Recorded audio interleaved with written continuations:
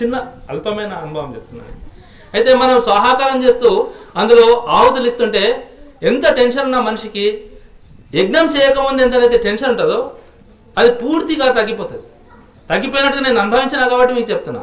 ఆ లాభం మీ అందరూ కూడా కలగాలని చెప్తున్నాను. అంటే ప్రతిరోజు మనం యజ్ఞం చేస్తే మనము we will become tensionless. ఇంగ్లీష్లో ఒక శబ్దం ఉంది, పరమాత్మనికి త్రికాలాతీతుడు అని ఉంది కదా. పరమాత్ముడు అంటే త్రికాలాతీతుడు, త్రికాలాలకు అందనివాడు. ఆ త్రికాలాలు అతను ఏం చేయలేవు, ఖండితుడు కాదు కాబట్టి. అయితే అదే దాన్ని ఇంగ్లీష్లో ఏమంటారు అంటే టెన్స్ లెస్ అంటాం. Past tense, present tense, future tense. ఈ టెన్స్ లెస్ అంటాం. పరమాత్ముడు టెన్స్ లెస్. అయితే మనము టెన్షన్ లెస్ కావాలంటే అతన్ని టెన్స్ లెస్ను మనము ప్రార్థించాలి. టెన్స్ లెస్ను ప్రార్థిస్తే టెన్షన్ లెస్ అవుతాం. అయితే ఈ విధంగా యజ్ఞం ద్వారా మనము ఆహుతులిస్తూ చేస్తే మన లోపల పూర్తిగా టెన్షన్ పోతుంది. అయితే ఈ 3 లక్షణాలు దానికి ఉన్నాయి కాబట్టి మనకు పూర్వజన్మ దుష్కృతాలు దహనం కావడానికి ఇది చాలా ఉపకరిస్తుంది. ఇంకోటి ఏంటంటే సామాన్యంగా మనం ఏం చెప్తుంటారంటే ఇక్కడ సైంటిస్టులు ఎవరైతే యజ్ఞాన్ని నమ్మరు, ఆధ్యాత్మిక వాదాన్ని నమ్మరో వాళ్ళు ఏం చెప్తారంటే సైన్స్ బాగా చదువుకున్న విద్యార్థులు వాళ్ళు నాతో చాలాసార్లు ప్రశ్నించారు. నేను యూనివర్సిటీలో పోయినప్పుడు వాళ్ళు ఏం చెప్పారంటే చెట్లు ఉన్నాయి కదా, చెట్లు కార్బన్ డైఆక్సైడ్ను గ్రహిస్తాయి, ఆక్సిజన్ వదిలిపెడతాయి. ఇక్కడ కూడా పరమాత్మ యొక్క చమత్కారం చూడండి, అతనికి ఎంత దయ ఉందో. మనకు అవసరమైంది దానికి అవసరం లేదు. చూడండి, అది ఆక్సిజన్ దానికి అవసరం లేదు, అది మన గురించి ఆక్సిజన్ వదిలిపెడుతుంది. ఆక్సిజన్ దాని దగ్గర నుండి అది చనిపోతుంది, కార్బన్ డైఆక్సైడ్ దానికి కావాలి. అయితే కార్బన్ డైఆక్సైడ్ మనం వదిలిపెడతాం, మనం కార్బన్ డైఆక్సైడ్ అవసరం లేదు. మనం కార్బన్ డైఆక్సైడ్ మన లోపలనే ఉందనుకోండి, మనం ఏమవుతాం? చనిపోతాం. కాబట్టి మనకు అవసరం లేనిది దానికి అవసరం, దానికి అవసరం లేనిది అంటే ఒకరిపైన ఒకరము ఆధారపడి ఉన్నాం. చూడండి ఎలా అంటే పరస్పరం ఆధారపడే తత్వము ఎట్లా పెట్టిండో పరమాత్ముడు. అయితే ఆక్సిజన్ మనము గ్రహిస్తాము, అది కార్బన్ డైఆక్సైడ్ గ్రహిస్తుంది. కార్బన్ డైఆక్సైడ్ గ్రహించి అది వృద్ధి చెందుతుంది, ఆక్సిజన్ గ్రహించి మనము వృద్ధి చెందుతాము. అయితే ఇక్కడ ఏదైతే గుణం ఉందో, ఇప్పుడు మీకు ఒక చిన్న ఉదాహరణ చెప్తాను. ఒక గోల్డ్ అంటే బంగారం అమ్మే నగల షాప్ ఉంది. 2 పక్కకు ఉంటాయి. ఒక దాంట్లోనేమో చాలామంది వచ్చి కొనిపోతుంటారు, ఒక దాంట్లో ఎవరు రారు. కారణం ఏంటంటే అందులో సేల్స్మెన్ బాగుండరు, వాళ్ళు వచ్చిన వాళ్ళని సరిగ్గా స్వీకరించారు. అయితే అక్కడికి ఎవరు పోరు. అంటే యజ్ఞం చేస్తే ఏమవుతుందంటే మేఘాలు పోతుంటాయి కదా, అవిటిని పిలుస్తాయి. భేదన శక్తి ఉంటుంది కదా ఇందులో నుంచి పుట్టిన వేడి ఏం చేస్తుందంటే ఆ మేఘాలను తాకి వాటిని వర్షింపజేస్తుంది. ఆ శక్తి చెట్లకు తక్కువగా ఉంటుంది, చెట్లలో కూడా ఉంటుంది వర్షాన్ని ఆకర్షించే శక్తి.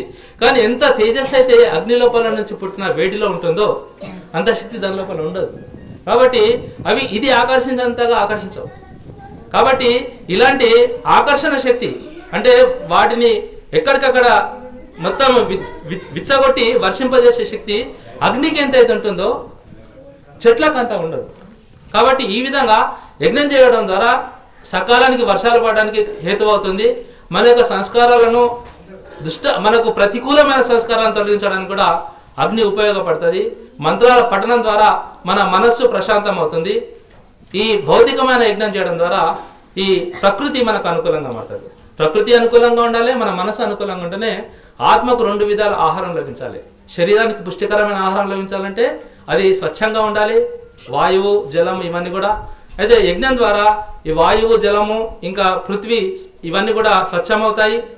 మంత్ర పఠనం ద్వారా మనసు స్వచ్ఛమవుతుంది. ఈ 2 కలిసి ఆత్మ యొక్క వికాసానికి ఉపయోగపడతాయని నేను చెప్తూ విరమిస్తున్నాను. और आचार्य वेदाचार्य वो ज्योतिष शास्त्र को पढ़े हुए हैं। और उसके बाद में डॉक्टर सुचेता जी बोधन से आए हुए हैं। उन्होंने वाग्दान दिया है कि यहाँ पर जितने भी वृक्ष रहेंगे उसका वृक्षारोपण मैं अपनी ओर से करूंगी, ऐसा उन्होंने वाग्दान दिया है। और ये हैं अभी जिन्होंने भाषण दिया है वे हैं अरविंद शास्त्री जी हैं और उनके बगल में उनके धर्मपत्नी डॉक्टर वसुधा शास्त्री जी हैं। ये काशी में पढ़े हुए हैं, ये दंपति हैं और बहुत सारे यज्ञ और विवाह संस्कार आदि कराते रहते हैं, वैदिक धर्म का प्रचार भी करते रहते हैं। और ये है ओरगंडी लक्ष्मी देवी जी, स्वामी जी की प्रेरणा से वो सत्यार्थ प्रकाश पढ़ करके वे भी महिला पढ़ाते हैं। तो स्वामी जी के बारे में तो आप सभी लोग जानते हैं। तो अभी ఈ కార్యక్రమం ఇక్కడ వరకు కొనసాగిందంటే దీని వెనుకల చాలా శ్రమ దాగి ఉంది. దాదాపు 6 నెలల నుంచి ఈ విద్యాలయం ప్రారంభం కావడానికి ప్రయత్నాలు జరుగుతూ ఉన్నాయి. ఫిబ్రవరిలో యోగ శిబిరం ప్రారంభమైంది. ఆ యోగ శిబిరం చివరి వార్షికోత్సవం ఏదైతే జరుగుతూ ఉంటుందో ఆ సమయంలో మీ అందరి ముందు ఘోషణ చేయడం జరిగింది. ఏంటంటే మేము ఈ సత్రం ఈ సంవత్సరము ఏదైతే కొత్త సత్రం విద్యా సత్రం ప్రారంభమవుతుందో ఆ విద్యా సత్రంలో విద్యాలయం ప్రారంభించి తీరుతామని మీ అందరి ముందు మేము ఉద్ఘోషణ చేయడం జరిగింది, శపథం చేయడం జరిగింది. ఆ మాట ప్రకారంగా దాని కొరకు చాలా ప్రయత్నాలు చేసినాము. పిల్లల శిబిరము 10 దినాలు పెట్టడం జరిగింది. ఆ తర్వాత ప్రవేశ పరీక్ష తీసుకున్నాము. ప్రవేశ పరీక్ష తీసుకున్న తర్వాత మళ్ళీ 3 దినాల ప్రవేశ శిబిరం పెట్టినాము. ఈ విధంగా కార్యక్రమాన్ని కొనసాగిస్తూ నిర్వహిస్తూ సఫలపూర్వకంగా కొనసాగిస్తూ అది కూడా మీ యొక్క సహాయ సహకారంతో ఇదంతా జరిగిందని మీ అందరికీ ధన్యవాదాలు తెలియజేస్తున్నాను. ఇప్పుడు ఈ రూపానికి వచ్చింది. ఈ సంస్థ ఇంకా ముందుకు వెళ్ళాలంటే ఈ విద్యాలయము కొన్ని సంవత్సరాల వరకు శాశ్వతంగా ఉండాలంటే ఈ విద్యాలయం నుండి మహాపురుషుల నిర్మాణం జరగాలంటే మీ అందరి యొక్క సహాయ సహకారాలు ఎప్పటికీ ఉండాలి, అండదండలు ఎప్పటికీ ఉండాలి. ఎందుకంటే సామాజిక కార్యక్రమంలో వ్యక్తిగతంగా ఉండరు, అందరూ కలిసికట్టుగా ఉంటేనే సంఘర్షత్వంలో ఉంటేనే మనము ఏదైనా కానీ సామాజిక కార్యక్రమాన్ని సఫలం చేయగలుగుతాం. కాబట్టి మీ అందరితో విన్నపం ఏంటంటే ఈ సంస్థతో మీరు సంబద్ధమై ఉండండి, సంపర్కంలో ఉండండి. మనమందరం కలిసికట్టుగా ఈ యొక్క సంస్థను దినదినాభివృద్ధి మనం ముందుకు తీసుకెళ్దాము. ఇతరపూర్వంగా మనము వృక్షారోపణ చేయడం జరిగింది. చెట్టు అయితే పెట్టినాము, కానీ చెట్టు పెరగాలంటే ఏం చేయాలని మీ అందరికి తెలుసు. దానికి కావలసినటువంటి ఆహారాన్ని అంటే నీటిని మనము ప్రతినిత్యము దానికి పోసినట్లయితే ఆ నీరు అందినట్లయితే ఆ వృక్షము దినదినాభివృద్ధి చెందుతుంది. ఆ తర్వాత ఫలితం అవుతుంది, మనకు ఫలాలు ఇస్తుంది. మరి అలాగే సంస్థ కూడా ముందుకు వెళ్ళాలంటే దీనికి కూడా కొంత ఆహారము, దీనికి ఏవైతే కావాల్సినటువంటి సౌకర్యాలు అవసరమో వసతులు అవసరమో అదంతా అవసరం అవుతుంది. కాబట్టి దీని గురించి కూడా మీరందరూ ఆలోచించవలసిందిగా కోరుతూ ఇప్పుడు డాక్టర్ వసుధా శాస్త్రి గారిని ప్రవచనం ఇవ్వాల్సిందిగా. సదా పశ్యంతి సూరయః దివివ చక్షురాతతం దృష్ట్వా రూపే వ్యాకరోత్ సత్యాన్రితే ప్రజాపతిః అశ్రద్ధాం అన్రితే దధాత్ శ్రద్ధాం సత్యే ప్రజాపతిః సర్వే వేదా యత్పదమామనంతి तपांसि सर्वाणि च यद्वदन्ति यदि। स्वामी जी मंच पर उपस्थित मेरी बहन और घंटी लक्ष्मी देवी जी, सुचेता गोजे जी तथा अन्य आचार्यगण विद्वजन तथा दूर दूर से पधारे हुए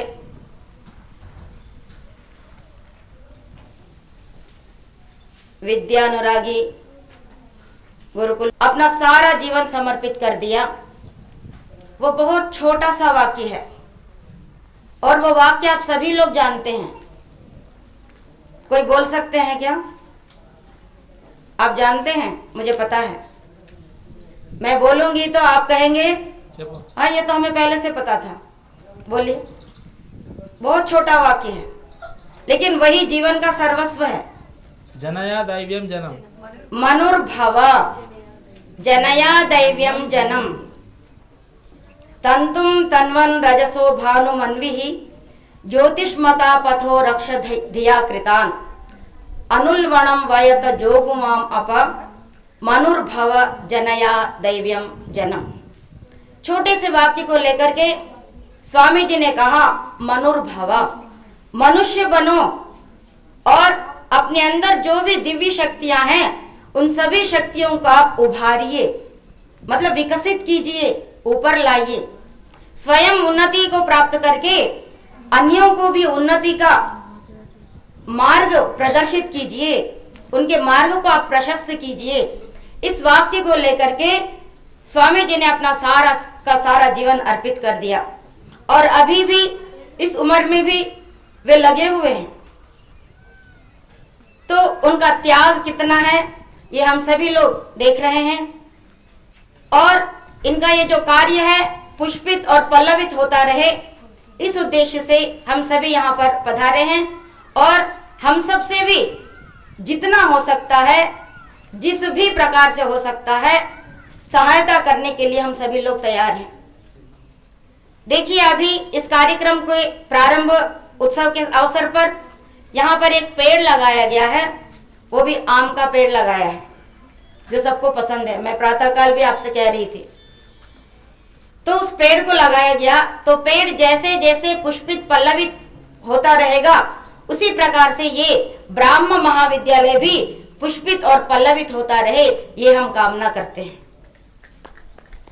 తెలుగులో ఒక సామెత ఉంది కదా, 3 పువ్వులు 6 కాయలుగా వికసించాలి అని చెప్తారన్నమాట। तो इसी भावना को लेकर के हम आगे बढ़ रहे हैं। उस पेड़ में पानी डालते डालते मेरे मन में यही आया कि देखो, पेड़ की जड़ में जब तक पानी न डालो तब तक ये पेड़ बड़ा नहीं हो सकता, किसी को छाया देने के योग्य बन नहीं सकता।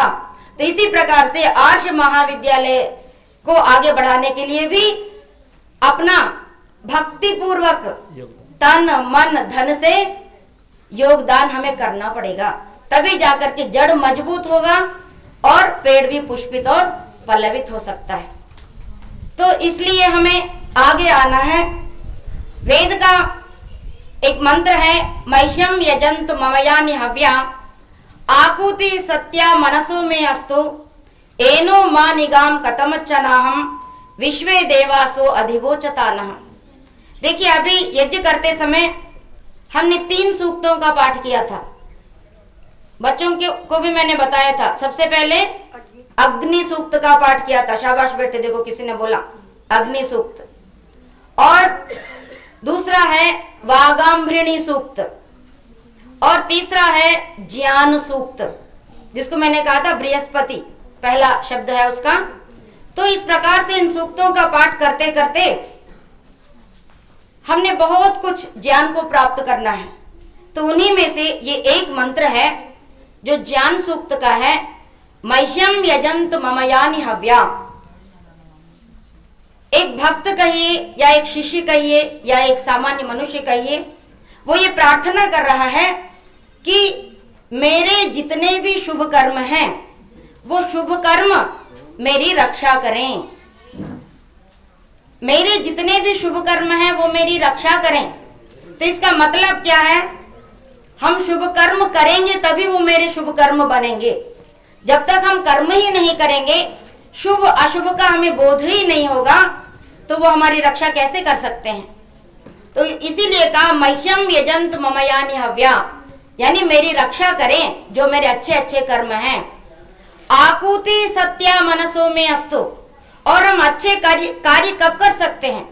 अच्छे कर्म करने के लिए हमें ये चाहिए कि आकुति ही यानी संकल्प शक्ति, सत्या मनसः में अस्तु, मेरे मन का संकल्प कैसा होना चाहिए, सत्य होना चाहिए, और मेरे मन में दृढ़ता होनी चाहिए, मेरे मन में सत्य संकल्प की शक्ति होनी चाहिए, तभी जाकर के हम आगे बढ़ सकते हैं। इसलिए जब तक संकल्प हम नहीं करेंगे तब तक कार्य आगे नहीं बढ़ सकता। ये जो रूप गुरुकुल का यहाँ पर जो देख रहे हैं, इसी को कहते जंगल में मंगल हो जाना। देखिए, जंगल में मंगल तभी होता है जब व्यक्ति अपना सारा का सारा जीवन और श्रम उसके लिए लगा देता है, अपने स्वार्थ की चिंता न करके समर्पित हो जाता है, उसमें घुल मिल जाता है। व्यक्ति को कार्य उतना ही करना पड़ता है जिस प्रकार से एक पेड़ उगने के लिए एक बीज को करना पड़ता है। देखिए, एक बीज है, हम जमीन पर डालते हैं, जमीन के अंदर बोते हैं उस बीज को। बोने के बाद बीज अगर ये कहे मैं तो अपना अस्तित्व समाप्त नहीं करना चाहता, है ना। बीज जब हम बोते हैं तो बीज जो है जमीन में पानी को लेकर के जमीन में वो मिल जाता है। मिलने के बाद वो पेड़ का रूप लेता है। देखिए, मैं तेलुगु में भी बता रही हूँ कि ఒక విత్తనాన్ని మనం భూమిలో వేస్తాం, వినండి పిల్లలు. ఒక విత్తనాన్ని భూమిలో వేసినప్పుడు ఆ విత్తనం భూమిలో కలిసిపోతుంది, తన అస్తిత్వాన్ని భూమిలో కలిపేస్తుంది. కలిపేసిన తర్వాతనే అది చెట్టు రూపానికి వస్తుంది, లేకపోతే రాదు. ఆ విత్తనం నేను మాత్రం మారను, అట్లాగే ఉంటాను అంటే చెట్టు రాదు. అట్లాగే మనము మన అస్తిత్వాన్ని దాని గురించి ధారపోసినప్పుడే మనం ఒక ఉత్తమ కార్యానికి జన్మనివ్వగలుగుతాము. అందుకే మన కర్మలు ఎట్లా ఉండాలంటే ఉద్భిదః అని చెప్తున్నారు. उद्भिद यानी ऊपर को उठने वाले, यानी आप उसे कितना भी अंदर गाड़ दीजिए वो जमीन को फोड़ करके ऊपर आता है बीज। उसी प्रकार से मेरे कर्म करते समय कितनी भी परेशानियां आए, कितने भी दुख आए, उन सभी दुखों को चीरते हुए जब हम आगे बढ़ते हैं, निकलते हैं, तो समझो बादलों को चीर करके सूर्य जब सामने आता है तो सबका मार्गदर्शक बनता है, पथ प्रदर्शक बनता है। तो इस प्रकार से हमें कार्य करना पड़ता है किसी संस्था को बनाने के लिए। तो इसीलिए वेद मंत्र ने कहा ये संस्था का कार्य तभी चलता है जब आकुति सत्या मनसो में अस्तु, और उस कार्य को चलाने वाले के हाथ भी मजबूत करने पड़ते हैं।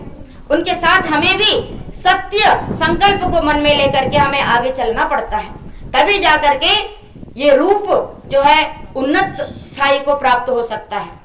और एक बात कही, एनो मानिगाम कतमच्च नाहम, इसमें कहा कि एनह यानी पाप, मां मुझको, नी गाम निश्चय रूप से हमें छुए, प्राप्त करे, लगे। मतलब क्या कहते हैं, मुझे पाप बिल्कुल न लगे, यानी कार्य को करते समय, कर्म करते समय पाप की भावना मेरे मन में नहीं होनी चाहिए, यानी दुष्ट भावना कभी भी मन में नहीं आनी चाहिए, द्वेष की भावना मन में कभी भी नहीं आनी चाहिए, तभी जाकर के हम कुछ कर सकते हैं। इसीलिए कहा पाप मेरे मन को बिल्कुल भी न छुए, यानी दुष्ट भावनाएं मेरे मन में ना आए। इसलिए पहले ही कहा कि आकुति सत्या मनसो में अस्तु, मेरे मन का संकल्प जो है दृढ़ होना चाहिए, शुभ होना चाहिए, शिव संकल्प होना चाहिए। और इन सबका उपदेश करने वाले भी हमें होने चाहिए, यानी क्या अच्छा है क्या बुरा है। जब तक इसको बताने वाले नहीं मिलेंगे, तो मार्गदर्शक नहीं मिलेंगे, तो हम किस मार्ग पर चलें इसका पता भी तो हमें नहीं लगता। तो इसीलिए कहा कि विश्वे देवासो अधिवोचतानः, विश्वे देवासः, इस जगत में जितने भी दिव्य गुणधारी यानी जो ज्ञानी लोग हैं, जिन्होंने ब्रह्म ज्ञान की उपासना की है, ऐसे लोग अधिवोचतानः हमें उपदेश करें, यानी इस प्रकार के गुरु भी हमें मिलने चाहिए जो अच्छे बुरे का बोध कराने वाले हो।